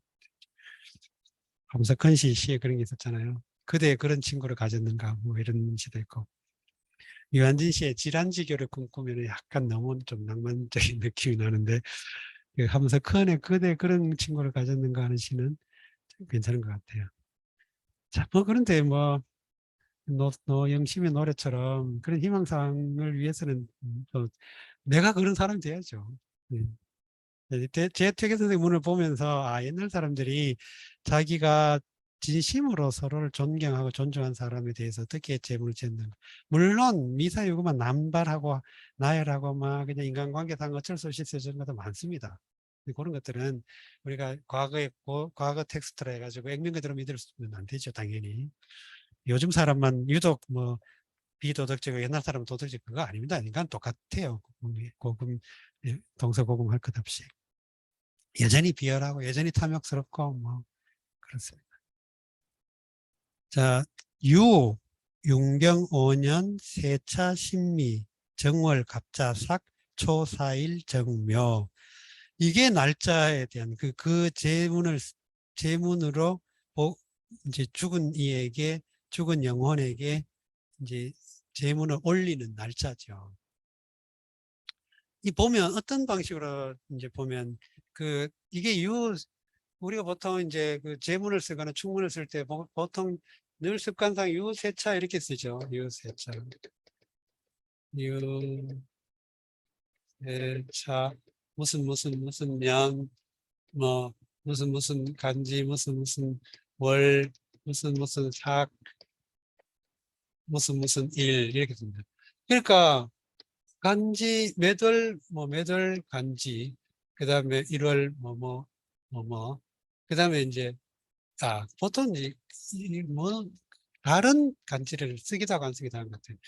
그 다음에 이제 예를 들어 정월, 초하루 간지를 쓰고 그러고 나서 며칠, 뭐 20일 간지 뭐 이렇게 좀 길게 써요. 이거 참 왜 이렇게 쓰는지 그 요령을 저도 잘 모르겠습니다만, 일단 보면 유 쓰고 그 다음에 연호를 쓰죠. 윤경 5년. 윤경이라는 연호를 쓰죠. 윤경 5년. 그러니까 이제 윤경 5년, 유 쓰고 그다음에 연호를 쓰고, 연호를 요즘 말하면 서기 몇 년, 이런 정도, 서기 몇 년. 그다음에 세차 신미인데 이거는 60갑자에 따라서 세차를 이제 쓰는데, 세차는 12년 주기로 돌아간다고 믿는, 그게 목성이라 그러던가? 토성 같은. 아직 태양의 공전 주기가 12년의 그 위성이 있죠. 우리 태양계에서. 그거를 모델로 해서 정한 거라고 하는데 그 일치하지는 않는데요. 그러나 대체로 그 공전 주기가 12년이기 때문에 12년으로 세차를 정해 가지고 이제 자축이며 진사 이렇게 해가지고 여기는 세차가 신민에 있는 해에 이런 뜻입니다. 그래서 그게 구체적으로 서기로 환산할 때는 1571년이라고 해요. 정월이고 갑자삭, 그 정월 초하루가 갑자일이었다 이런 뜻이에요. 갑자삭이, 삭은 초하루 삭자고, 초사일 정묘. 그러니까 정월 초하루는 갑자일이었고 그 다음에 4일째가 정묘일이었다 이 말이죠. 그 날 이런 뜻이에요. 요거는 굉장히 양식이 이렇게 정해져 있어요. 물론 이제 유세차처럼 그 사가에서나 또는 약간 격이 낮춰서 약간 좀 더 편리하게 할 때는 연호 빼기도 해요. 그럼 바로 유세차가 되죠. 그러나 이제 공식적으로 할 때는 유와 세차 사이에 연호를 쓴다. 그럼 요즘식으로 말하면 유 서기 2022년 세차 무슨 이렇게 쓰겠죠. 자, 그래서 윤경 5년 신민년, 신민년이죠. 1571년이었다. 후학, 고봉, 기대승, 원구, 주가지 전, 재배, 곡진, 감고우, 퇴계선생, 영좌지 전, 왈. 그래서 왈은 그 다음에 이제 말한 내용이 실질적으로는 전까지가 이제 보고하는 내용입니다. 그리고 후학인, 고봉, 기대승이 이런 경우에 이제 자기를 더 낮출 때는 호를 안 쓰게 돼요.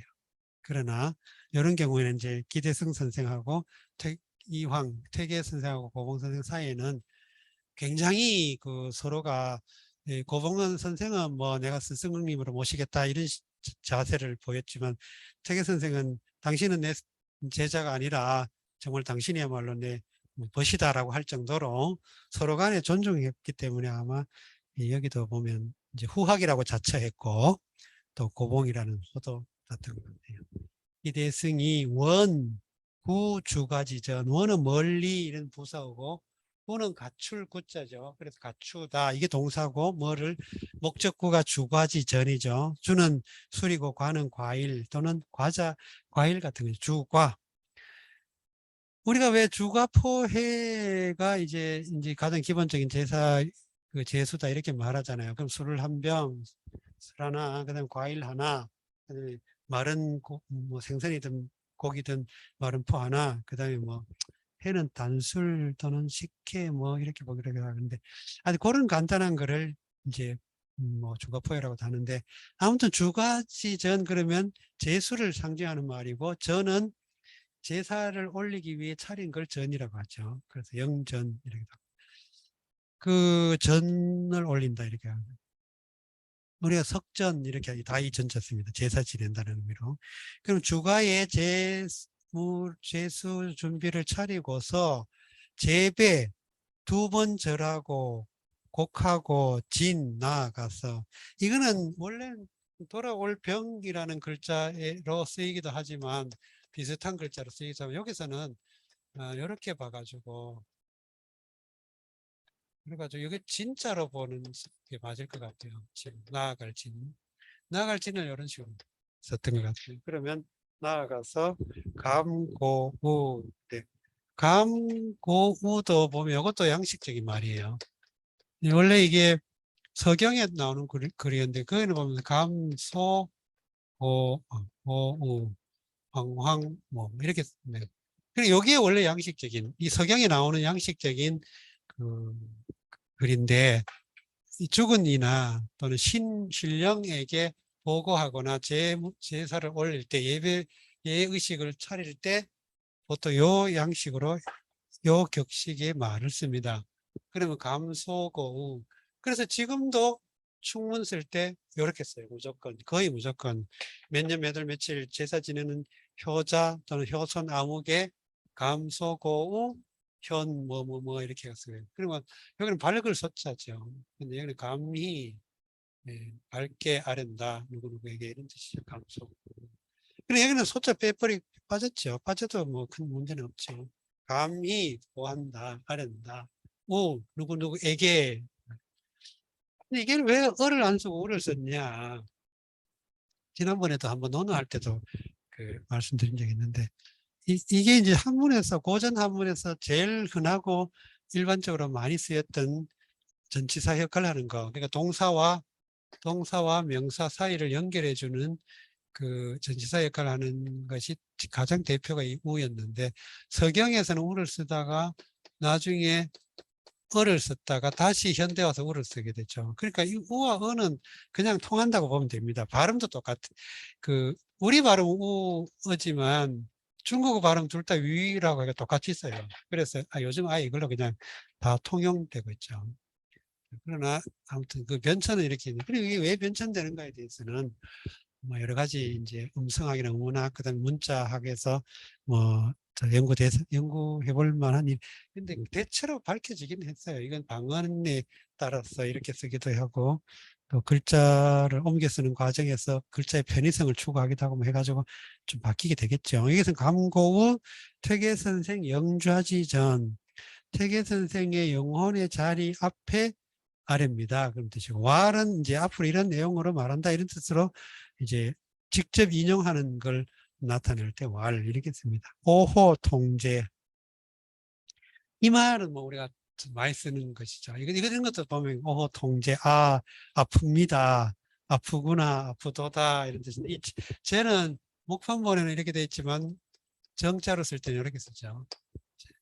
오호 통제. 양목지 최이 태산지 퇴호. 이거는 원래 얘기 단궁상 얘기에 단궁이라고 하는 그 글이 있어요. 단궁. 거기에 단궁이 상하로 되어 있는데 상에 요 내용이 들어있습니다. 요 내용인데 공자가 그 죽음에 임박해가지고 뭐 석가래가 무너진다, 태산이 무너진다 뭐 하면서 이제 이렇게 그 수레를 했대요. 철인이 간다 뭐 이런 식으로. 그래가지고 자론가? 자공이 지금 자론은 그 전에 공자보다 먼저. 태산이 무너지고 그 석가래가 꺾어지고 그러면 우리는 누구한테 믿고 의지하겠냐 하고 탄식한다는 그런 내용의 글이 얘기에 나옵니다. 그래서 태산퇴, 양목퇴, 태산퇴 요거는 위대한 현자의 죽음을 상투적으로 상징하는 표현이 됩니다. 그래서 혹시 어떤 사람을 추모하는 시나 글에 양목, 태산, 뭐 양목 이렇게 최하고 퇴하고 써가지고 태산과 결부시키면 이거는 어떤 사람의 현재 죽음을 지금 지시하는구나 이렇게 이해하면 돼. 이처럼 그 한문의 시나 글이나 다 한문에서는 고사 전고를 잘 활용해야 격조가 있다 이렇게 여겨지고 있습니다. 이런 것들이 창의적이지 않냐라고 하면 물론 뭐 창의성만 따지면 그렇진 않죠. 그러나 우리가 이러한 양식 속에서 또 개성을 드러내거든요. 이건 더 어려운 일이죠. 아예 처음부터 양식을 무시하고 창의적으로 쓰면 누구나 할 수 있겠죠. 그러나 양식 내에서 변주를 통해 창의를 하는 게 정말 어려운 일이죠. 음악에서도 음악은 근데 미술이나 이런 것도 보면 어떤 사람이 기법을 묘하게 이제 활용하거든요. 사실은 그 양식을. 음악은 더 심하고, 심지어 음악은 점만 바꾸기도 하고, 뭐, 일부 주제를 약간 뒤틀어 변형해가지고, 뭐 주제에 의한 변주가 엄청 많잖아요. 리스트는 베토벤의 교향곡 9곡을 다 피아노로 편곡해가지고 했는데, 그것도 엄청난 작품이라고, 좋은 작품이잖아요. 그런 것처럼. 그래서 이걸 너무 뭐 동양의 글은 너무 고답적이다 이렇게 그럴 필요 없습니다. 그 나름의 개성을 여전히 추구하고 창의성을 추구한다 이렇게 자신감 있게 너무 굳이 그렇게 생각할 필요 없습니다. 잡설이 길었네요. 오, 부, 하이, 위, 회야. 오, 부, 하이, 위, 회야. 자, 여기서 이렇게 이제 양목은 석가래 있잖아요. 대들보 나무가 꺾어지고 태산이 무너졌도다. 이렇게 말한 거는 지금 태계 선생이 죽어 돌아가셨다는 표현을 이렇게 말한 거예요. 태계 선생이 돌아가셨으면 이렇게 안 하고, 대들보가 석가래가 무너지고 꺾이고, 대들보가 꺾이고, 태산이 무너졌구나라고 표현함으로써 이제 태계 선생이 돌아가셨다 이렇게 표현한 거죠. 오, 부, 내가 다시 하이위회 무엇을 마음에 품을까? 무엇으로 마음에 품고 살까? 무엇을 마음속에 새기고 살까? 뭐 그런 의미죠. 태계 선생이 돌아가셨으니까. 상도 사문지 추지여 하련 만학지 실의라 이렇게. 자, 상은 위로는 애도한다. 뭐예요? 사문지실, 추지. 이 문화, 이 학문이 땅에 떨어짐을 애도하고. 그리고 퇴계 선생이 사문을 등에 짊어지고 있다가 돌아가셨으니까 땅바닥에 떨어진 거다. 지금 그런 이야기죠. 하련, 아래로는 가련하게 여긴다. 연민을 느낀다. 뭐예요? 만학지 실의. 만학도가 나중에 배우는 사람이, 뒤늦게 배우는 사람이 실의 의지할 것을 잃어버림을 가련하게 여긴다 이 말이죠. 갈위 불사아 골경이 혼비야. 갈은 어찌 갈자예요. 그래서 갈 이렇게 들어가면 어찌 뭐뭐 하지 않으랴 이렇게 가지고 서리법이 되겠죠. 그럼 뭐 하겠다 이 말이죠. 갈위 그럼 어찌 해서 무엇 때문에 이 말이죠. 뭐 불은 아니다. 그리고 사는 이제 사역의 의미가 됐고 아는 나지요. 그럼 나로 하여금 이렇죠. 나로 하여금 어찌 그렇지 않겠는가? 그럼 나로 하여금 이렇게 한다. 그 말을 지금 이렇게 서리법으로 표현한 거죠. 골경이 혼비야. 골이 놀라고, 그러니까 뼈가 놀라고, 뼈마디가 놀라고, 혼입이 정신이 날아갔다, 넋이 날아갔다. 우리가 혼비백산 그러잖아요. 혼비백산.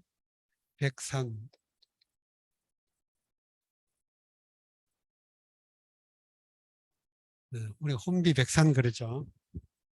혼비백산했다. 깜짝 놀라 막 정신을 잃어버리고 혼비백산했다 그러죠.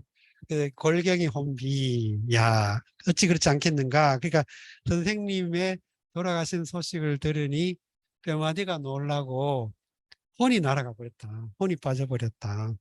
오호 통제 이렇게 또 반복합니다. 월, 제, 거세, 중동지초. 이거는 그 글자가 좀 이렇게, 이렇게 써가지고 월로 발음해요. 월. 이 감탄사로 주로 많이 써요. 이게 서경에도 주로 나오고 또 저쪽 남쪽 어디 방언 같이 여겨져요. 그래서 남쪽 어떤 지방에 그 별칭으로도 이 글자를 쓰기도 하고. 그래서 월 그러면 그 여자 대신에 그 많이 알려진 글자로 이 글자를 쓰기도 해요. 이건 다 여기서는 감탄사로 쓰였다. 제 거세 중동지초 그러면 거세는 작년 이 말이고 중동은 겨울 중에 두 가운데니까 이 각 계절을 맹,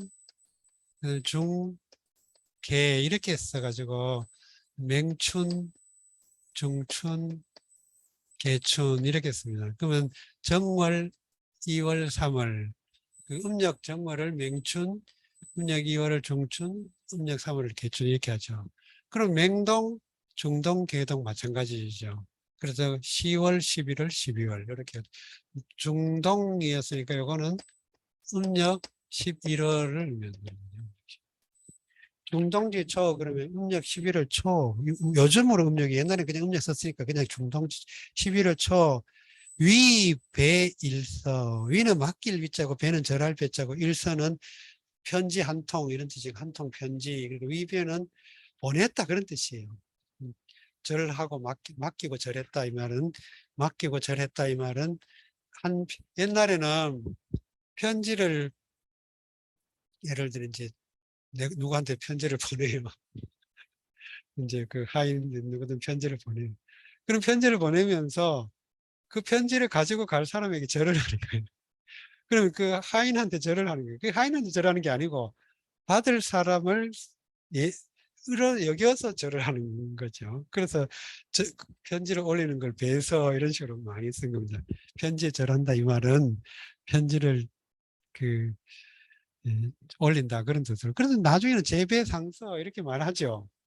재배상서란 말도 똑같은 말이에요, 사실은. 그 옛날에는 이제 보낼 때 절을 두 번 해서 하는 게 관습이 있었잖아요. 그래서 재배상서 그러면 편지를 가져갈 사람 또는 편지의 상대를 생각해 가지고 아주 편지 상대방이 절한다는 의미로 이제 그렇게 하는 거죠.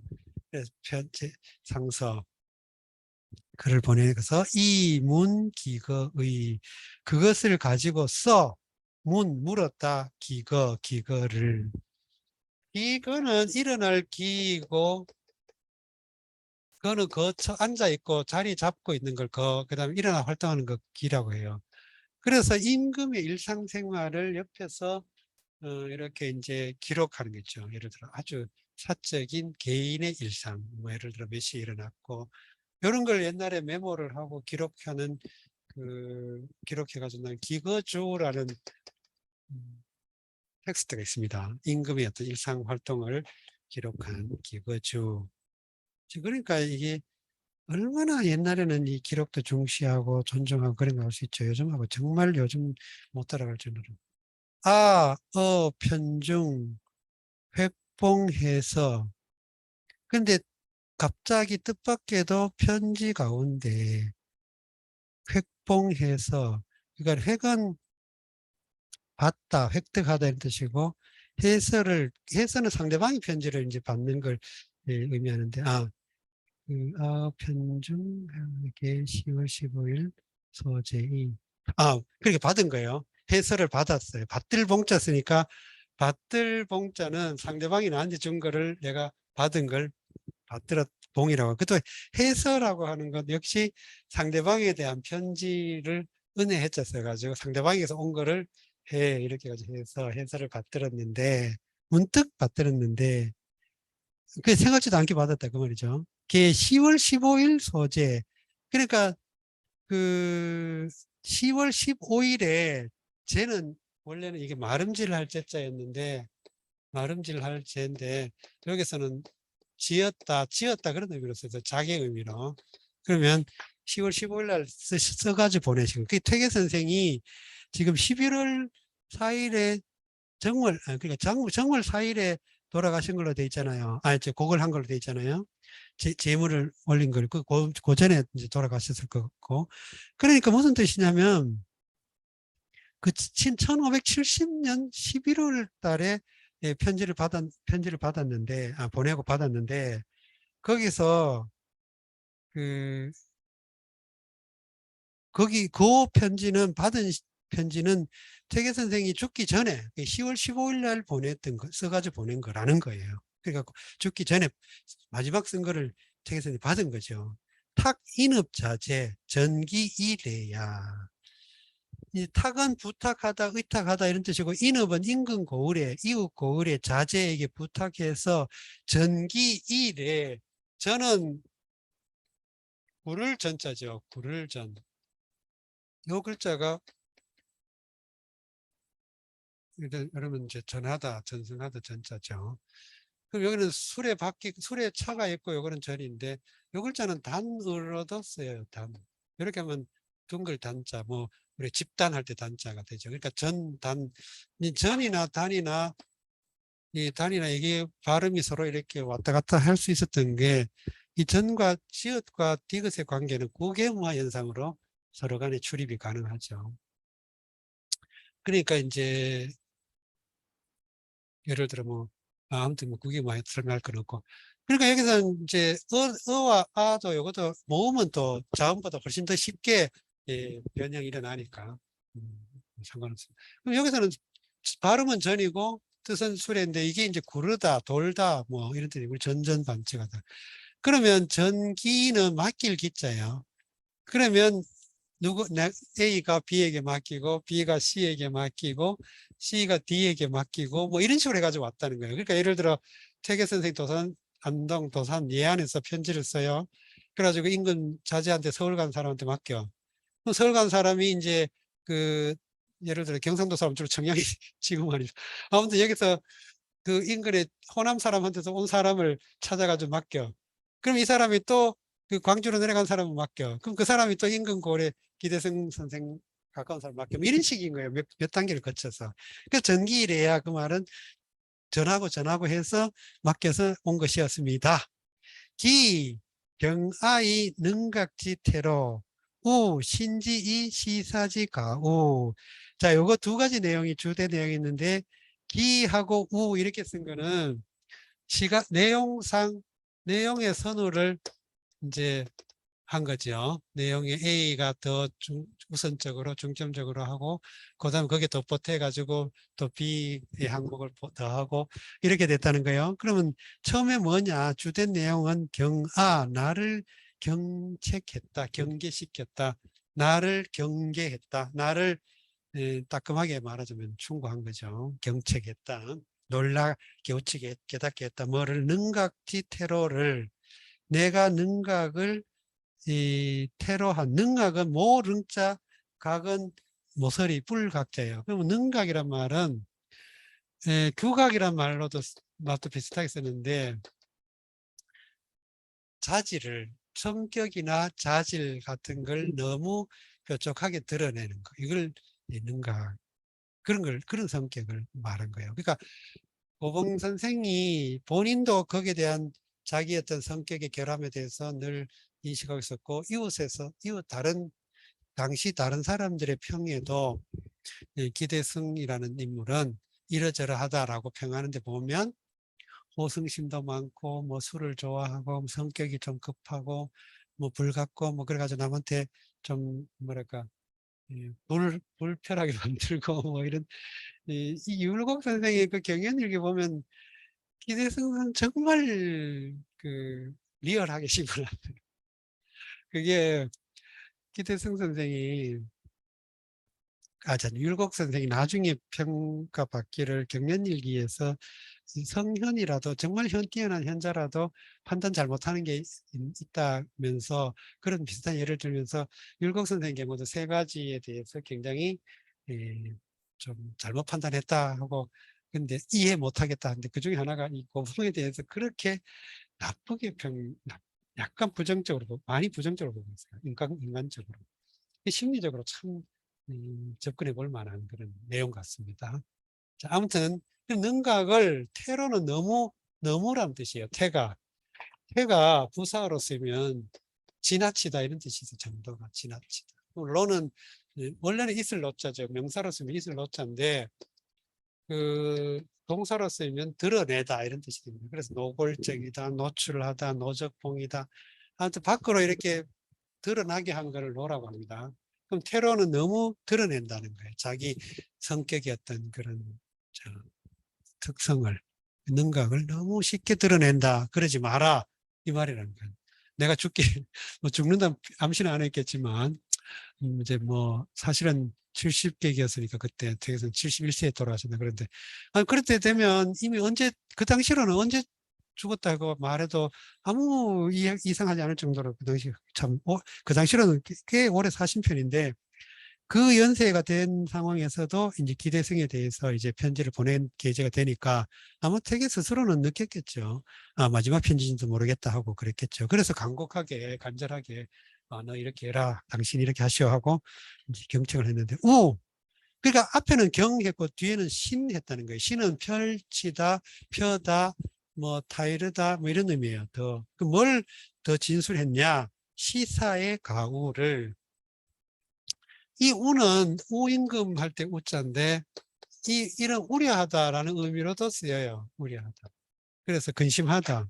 그러니까 시사가 근심스럽다는 점 이걸 덧붙여서 말씀하셨다.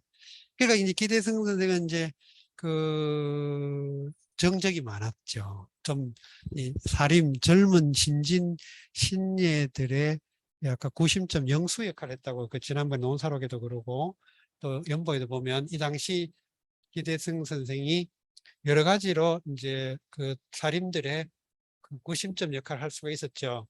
일단 태생이 기묘사화의 희생자 가족이기 때문에 도덕적 우월성이 있었어요. 도덕적 우월성. 그리고 또 학문적으로도 기대승은 당시로서는 세계 선생과 논쟁을 할 만큼 할 정도로 그 학문적인 바탕과 자질이 단단했던 사람이고 실제로 그 기대승 선생이 조선 역사에서 조선 그 유학사에서 중요한 그런 몇 가지 말하자면 의미가 있는데 그 중에 하나가 주자문록이라고 하는 글을 이제 작성하는데 이 주자문록은 요즘 말로 하면 주자문집을 발췌 요약한 거예요. 요약본. 그런데 요약본을 만든다는 것 자체가 엄청난 역량이 아니거든요. 그러니까 주자문집을 어느 정도 뭐 낱낱이 다 이해는 못해도 제목 읽어보고 내용 어느 정도 쭉 훑어봐가지고 이거는 중요하다 해가지고 뽑아놓은 글인데 주자문록을 기대승이 작성할 수 있었다는 것은 주자학에 대한 이해가 이제는 거의 무리겠다 그런 의미죠. 그래서 실제로 퇴계도 주자서 전료라고 주자의 편지가 수백 통이 되는 그 주자의 편지 중에 학문적으로 또 인격 수양에 도움이 되는 걸 주제별로 뽑아가지고 주자서 전료라는 책을 편집하는데 이게 퇴계학과에서는 굉장히 중요한 텍스트로 이제 많이 공부를 했죠. 그리고 나중에 정조 때도 주서백선이라고 해가지고 또다시 주자편지 가운데 100편만 따로 셀렉트 발췌해가지고 또 만드는데 그 효시로서 어쨌든 간에 기대승이 주자문록을 작성했다는 것 자체가 주자학에 대한 탁월한 이해를 의미하는데 뭐 그러니까 이제 그 퇴계 선생과 고봉 선생의 사이는 그 정도의 어떤 학문적인 그런 주고받는 사이였다. 이제 이런 의미가 되겠죠. 근데 어쨌든 그때 이제 그 고봉 선생은 그런 점에서, 그러니까 자기 삼촌이 이 기묘사화에 희생됐다는 그런 도덕적 우월성, 그 다음에 주자학에 대한 당시로서 완벽한 타의 추정을 불허하는 이해, 이런 것들이 있으니까 당연히 당시 조선 학계에서는 리더가 될 수밖에 없죠. 그래서 영수라고 했다는. 자, 그래서 신, 허, 경물, 무극지, 훈석, 그 다음에 교분, 왕반이, 불극합자, 경동귀이, 병추, 감취, 병추, 감행지, 침, 위, 만지, 충. 자, 이렇게 지금 언고, 불가의 유, 이 심력, 불능이 용야, 이위, 여차, 수미득, 배장구의, 친경해역, 조기, 척리수의, 발우몽이야. 이렇게 됩니다. 자, 지금 편지 내용을 지금 계속 설명하고 있는 내용이죠. 시는 요 글자인데, 요게 화살 시고 요게 발음이 인인데, 합체가 저 신인데, 요거는 하물며라는 의미로 쓰인 글자. 하물며, 약간. 하물며.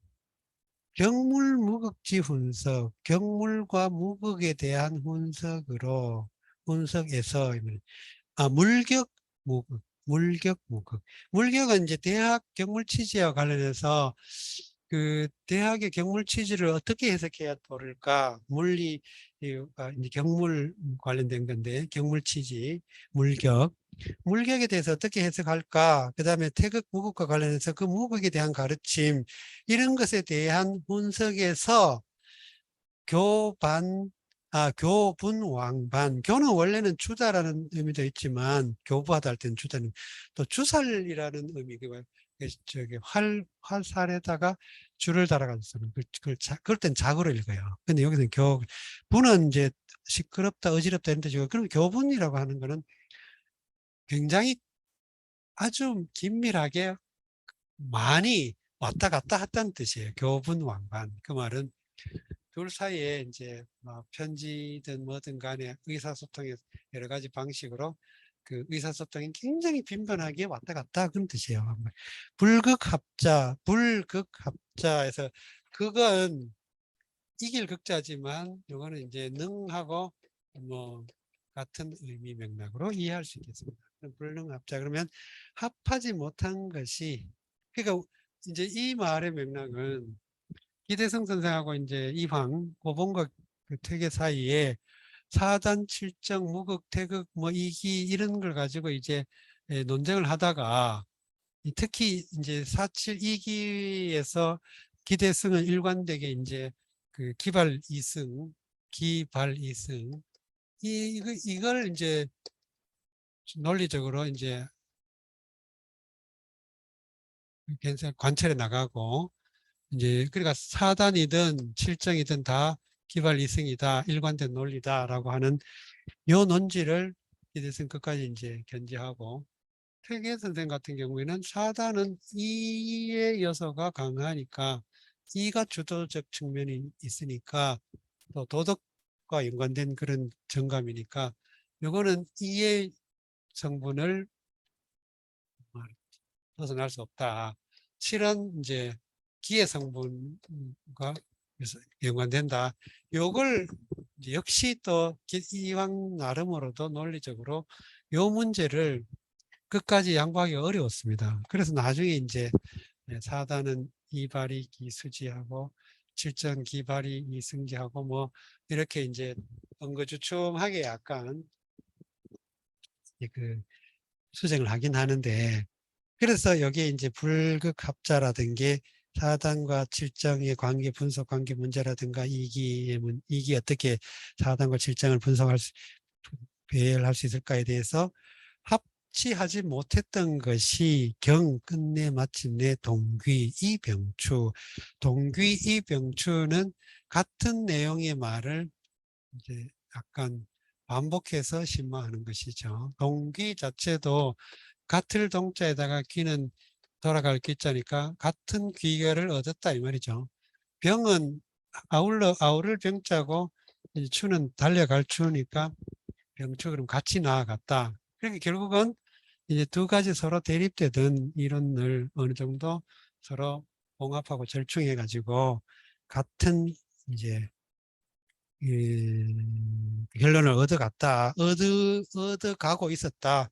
근데 실제로 이제 마지막에는 이제 기대승과 또 이황 사이에도 요 논쟁이 어느 정도 이 사람이 상대방이 내 의견과 내 논리를 끝끝내는 받아들이기 어렵겠구나 하는 걸 서로 간에 약간 이제 느꼈던 것 같아요. 그리고 또 이 정도면 뭐 조금 다르긴 하지만 또 서로 생각은 다르지만 그렇다고 뭐 굳이 어른의 생각을 기대성 입장에서는 노학자의 어떤 생각을 굳이 내한테 만들겠다 이렇게 하기도 좀 고집하기도 그랬고 이황의 입장이라면 아마 그래 내가 이제 이 정도는 양보할 수 있지만 여기까지는 내가 양보할 수 있지만 더 이상 양보하면 내 학문 세계 내 어떤 학문관 이거하고는 이걸 이제 무너질 것 같다 뭐 이렇게 아마 더 이상은 이제 양보 못한 경지까지 가게 된 논지의 정리 과정이 있습니다. 좀 복잡하긴. 감행지침, 위만지충. 요거는 이제 각각의 이제 그 감행은 감격하다, 느끼다, 감동하다 이고 행은 다행행자죠. 그리고 침은 정성침자예요. 그럼 침과 그 다음에 이제 밑에는 충인데 속충이요, 속. 속마음. 속마음을 충정 이렇게 말하죠. 충정. 그 글자가 조금 쓰기가 애매한데 이렇게 충정. 이체자로 여기 이거 하나 쓰기도 하고 안 쓰기도 하는데 아무튼 충정. 그러면 속 마음을 충정 이렇게 말하죠. 그러면 침과 충은 다 속샘, 깊은 마음, 속 마음, 정성 뭐 그런 뜻이고 감행, 미만 이거는 이제 각각 침과 충에 대한 수식구가 되겠죠. 그래서 감격하고 다행스러움, 정성에 감격하고 다행스럽게 여기고 그 다음에 충심에 위로가 가득 찼다. 그렇게 이제 표현한 겁니다. 이게 경우에 따라서는 수식과 피수식항이 한국 우리말하고는 약간 반대로 하는 경우가 있어요. 그런 것들은 언어 구조가 조금 다르기 때문에 그런 거니까 그렇게 이해하시면 돼요. 언고 불가이유, 이 심력 불능이 용이야. 말은 본래 불가이유, 이 말은 깨우칠 수 없는 것이 있다. 다 알릴 수 없다. 심력 불능이 용이야. 마음 또한 다 용납할 수는 없다. 그런 뜻이야. 이위 여차, 그러나 이와 같이 여겼으니, 수, 미득, 배, 장구이, 친경해. 비록 미득은 얻지 못하다 이런 뜻이고 배는 모실배, 모시다 그런 뜻이에요. 배행하다. 누구를 모시고 가는 걸 우리 배행한다 이렇게 말하죠. 요즘은 배행한다는 말뭐 쓸 일이 별로 없지만 그 제가 어릴 때도 신혼 가는 거, 이제 뭐야 저 친정집을 가거나 이제 처음으로 근친을 가거나 뭐 이렇게 조금 어려운 나들이를 할 때 호위로 이렇게 따라가거나 또 보조로 따라가거나 이렇게 하는 걸 배행한다 그래가지고 배행이라는 말 참 많이 썼대요. 많이 듣기도 하고. 근데 그 밑에 장구는 이건 이 지팡이 장자죠. 이건 이제 이 구자를 이렇게 쓰 여기 이게 인변이지. 요거는 이제 요거는 지팡이 장자고 요거는 집신 구자예요. 집신. 그래서 장구라고 하면 지팡이 짚고 집신 끌고 이런 뜻인데 이 말을 특히 멜로한 어른이 은퇴해서 이제 공무라든가 공적인 일에서 벗어나서 자기의 어떤 그 성정을 즐기고 자연과 산수에 즐기고 은퇴해서 노경을 평안하게 이렇게 휴식하는 걸 장구라고 표현합니다. 그래서 그 유서 깊은 이런 이제 무슨 그런 정자나 또 유명한 사람들이 놀았던 그런 흔적이 있는 그런 그 명산 대천에 가면 가끔 가다 큰 바위에 아무개 선생 장구지처 또는 장구지소 이런 식으로 표현되어 있는 게 이렇게 어렵지 않게 볼 수 있습니다. 제가 여러분들한테 한번 소개를 해드린 적은 있는데, 지리산이 이렇게 이제 태백산, 지리산이 이렇게 흘러가고 있고, 그 다음에 이제 덕유산이 북쪽으로, 이쪽을 북쪽으로, 덕유산이 이렇게 올라가고 있고, 지리산이 이렇게 되고 있고, 요 중간쯤 되는 지역이 함양이고, 그 다음에 이제 그 옆에 더 동쪽으로 가면 거창이고, 그 다음에 달성, 대구 이렇게 올라가잖아요. 우리 함양에는 정여창 선생의 연구가 있고, 달성에는 이제 김갱필, 이 두 사람이 동시에 동문수학했는데, 김종직, 지난번에 우리가, 예, 지난번에 말씀드렸는 것 같네요. 이 함양에 그 동호정, 거연정, 군자정 이쪽에 가보면 장구지소인가, 뭐 장구지, 아무개, 장구지처 이렇게 지금도 그 글자 흔적이 남아 있습니다. 그래서 장구라는 의미, 말은 여러분 혹시 나중에 다시 보게 되더라도 이거는 어른이 유명한 어떤 그 노 선생이 유명한 어떤 원로가 그 여기서 쉬었구나. 뭐 이런 이제 이해하면 되겠죠. 그 다음에 친경해에서 경해를 친하다. 앞에 장구를 배하다. 뒤에는 경해를 친하다 이런 뜻인데, 경은 말씀 언자가 들어가니까 깨우칠 경자예요. 놀라게, 아니, 깨우치다, 경책하다, 훈계하다, 따끔하게 말하는 뜻. 요거는 요렇게도 쓰고 요렇게도 쓸 수 있는데, 기침.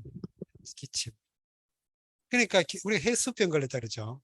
근데 그게 이제 했는데, 이 경해는 기침을 놀라게 하는, 따끔하게 하는 글자고 경자고, 해는 기침인데 이게 뭔 뜻이냐면, 이 바로 직접 면전에서 마주해가 가까이서 어떤 말씀을 들으면 어른이 이제 말하다 보니까 이제 나이가 많고 하니까 이 신체가 점점 약간 약해지잖아요. 그러면 기침이나 가래가 자주 나오죠. 그러면 앞에서 이렇게 선생님을 면전에 대하고 있다 보면 기침을 하면 그 기침이 이렇게 얼굴에 튀게 되잖아요. 요거를 경계를 친히 대한다, 직접 대한다 이런 뜻에서 그 바로 면전에서 가르침을 받는다는 걸 친경해 이런 식으로 표현하는 거예요. 경혜를 접한다, 뭐 경혜를 친한다, 가까이 한다 이런 말들은 다 면전에서 가르침을 받는다. 그러니까 선생님이, 세계 선생님이 산책을 나가시면 내가 지팡이도 들어드리고 뭐 또 이렇게 신발도 신겨드리고, 그 다음에 이제 또 선생님하고 대화를 나눌 때는 면전에서 늙으신 선생이 가래침도 뱉고 해수도 천식도 있고 하니까 막 기침을 하면 이 얼굴에 막 이렇게 이제 가까이 모시고 싶었다 그런 뜻이죠. 그랬는데 역조기 척 리수이 발우몽이야 이렇게 한다면 또한 충분히, 척은 씻을 척제, 우리 세척하다 할 때 조자에다가 앞에 삼수 붙이면 씻을 척이 돼요. 세척하다. 그다음에 이 수는 떨어질 리자 근심 숫자이니까 떨어져 있는 근심. 그러니까 이별해 있는, 서로 멀리 떨어져 있는 근심을 씻어버리고, 발우몽, 우몽은, 우는 어리석을, 우몽은 이 가릴 몽자니까 이제 어리석음을 뜻해요. 그럼 발은 그걸 이렇게 깨우쳐내는 거, 터뜨려내는 거, 발. 우리가 계몽하는 거, 그걸, 그러니까 어리석음을 터뜨려서 깨우칠 수 있었을 거다. 내가 그래 다시 말해서 선생님을 가능하면 한 번이라도 그 가까이 모시고 그 저 뭐 할 수 있었, 그 직접 이렇게 할 수는 없지만 편지나 이런 가르침을 통해서, 편지를 통해서라도 이렇게 할 수 있었을 거다, 그런 의미가 되겠죠. 개어 10월지망 이달, 그래 이어서 이달 망 보름에 이 말입니다. 망은 보름이고 아까 사근 좌루니까 상망 이러면 좌루와 보름 이러면죠. 인 이생 항형지팽 앙수 일장 이 달구구지하 정언.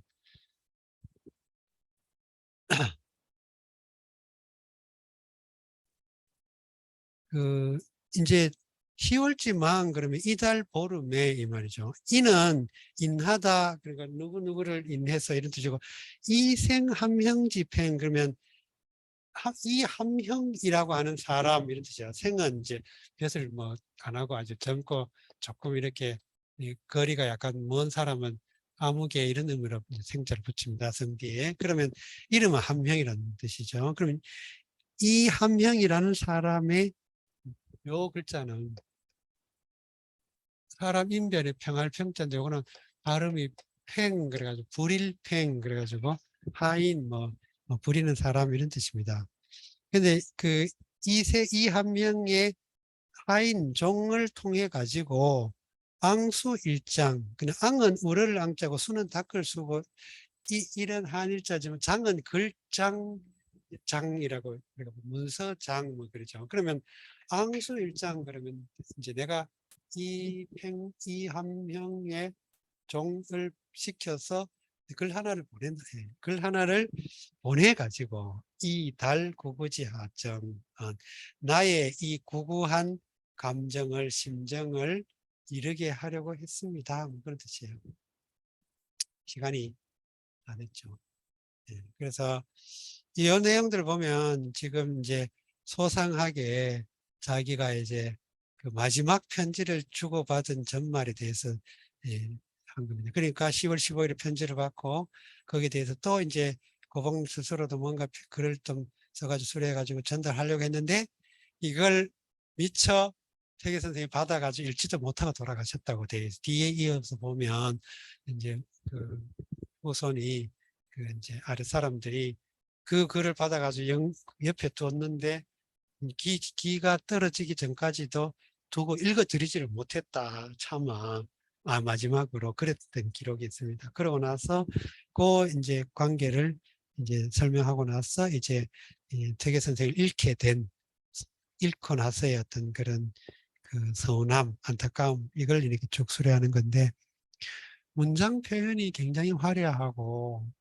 정고가 막 수식이 복잡하지만 그걸 통해서 우리는 이제 뭐 과장됐다 이렇게 보기보다도 그 안타까움을 이렇게 이제 가능한 한 안타까움을 표현해 보고자 하는 이렇게도 표현해 보고 저렇게도 표현해 보고자 하는 그런 것이었습니다. 그러니까 이런 것들을 제문도 익히 좀 읽어봐 두시면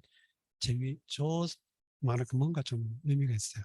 우리가 어차피 죽음을 보내는 어떤 우리가 정말 가까이 지냈던 사람의 죽음을 보낼 때 심정을 우리가 왜 그게 수필 형태고 의인화된 의인체 수필이라 가지고 뭐 사실은 아니지만 그래도 그게 보면 그 뭔가를 잃어버렸을 때 안타까운 심정을 표현한 것 중에 그 중고등학교 때 읽었던 조친문이라는 것을 배웠죠. 바늘 부러진 것에 대한 그런 것들은 한글체로 된 거긴 하지만 그 옛날 사람들은 그렇게 표현을 정말 시시콜콜하게 자기 정을 다 드러내 가지고 표현하고 있어요. 요게 제문도 그래.